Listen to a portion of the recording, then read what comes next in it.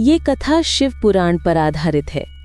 सृष्टि के प्रारंभ में जब ना धरती थी, न आकाश, न जल था, न वायु, न दिशा थी, न काल, तब केवल एक ही शक्ति विद्यमान थी, शिव शक्ति।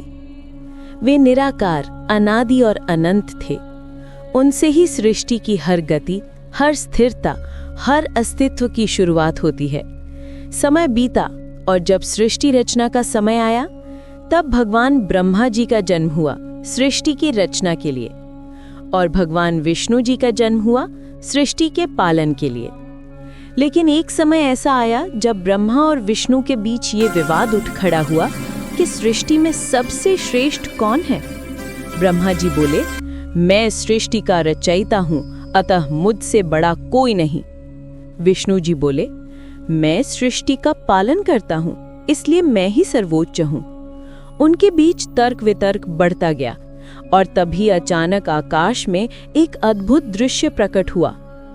एक अनंत अग्नि का स्तंभ जो ऊपर तक जा रहा था और नीचे तक उतर रहा था, पर उसका कोई आरंभ दिखाई नहीं दे रहा था और ना कोई अंत। दोनों देवता विस्मित रह गए। उस अग्नि स्तंभ की तीव्रता इतनी अधिक थी कि उसका प्रकाश पूरे ब्रह्मांड को आलोकित कर रहा था। ब्रह्मा और विष्णु ने उस अग्नि का रहस्य जानने का निश्चय किया।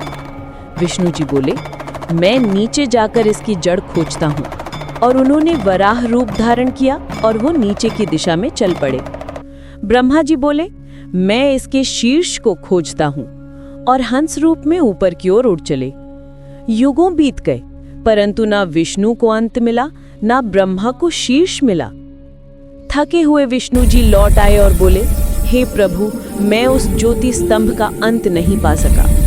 पर ब्रह्मा अहंकार में आकर झूठ बोले, मैंने उस अग्नि स्तंभ का शिखर पा लिया है। तभी उस अनंत अग्नि स्तंभ से एक प्रचंड प्रकाश निकला और उसमें से स्वयं भगवान महादेव शिव प्रकट हुए। उनका रूप अतुलनीय था। जटाजूट से गंगा बह रही थी, गले में सर्प विराजमान था, शरीर पर भस्म और माथे पर तीसरा नेत्र चमक रहा था। शिव बोले, हे ब्रह्मा, आपने असत्य कहा है, इसलिए आपकी पूजा इस संसार में नहीं होगी। हे विष्णु, आपने सत्य कहा है, अतः आप सर्वत्र पूज्य रहोगे। फिर शिव बोले, यह जो अनंत ज्योति का स्तंभ आपने देखा है, वही मेरा लिंग स्वरूप है, जो सृष्टि, स्थिति और संहार तीनों का प्रतीक है। ये लिंग ना आरंभ है, ना अंत, ये केवल अस्तित्व है, केवल सत्य है। और तब से ये ज्योति स्वरूप शिवलिंग पूरे ब्रह्मांड में अनादि अनंत शिव के प्रतीक के रूप में पूजित है, जो केवल एक पत्थर नहीं, बल्कि स्वयं शिव का निराकार स्वरूप है। अगर आपको ये शिव पुराण की कथा पसंद आई हो, तो ओम नमः शिवाय कमेंट में अवश्य लिखें। वीडियो को लाइक करें, शेयर करें और भक्ति की और कहानियों के लिए चैनल को सब्सक्राइब करें। ओम नमः शिवाय।